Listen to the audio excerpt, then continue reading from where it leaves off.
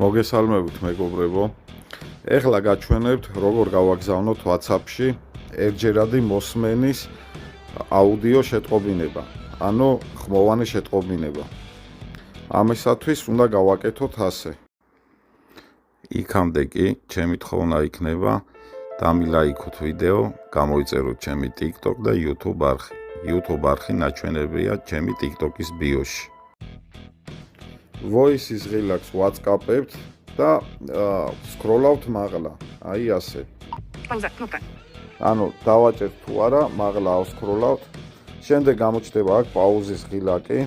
როცა დავასრულებთ საუბარს, ანუ ჩავწერთ იმას, რაც გვინდა, WhatsApp-ებთ პაუზაზე Запись приостановлена.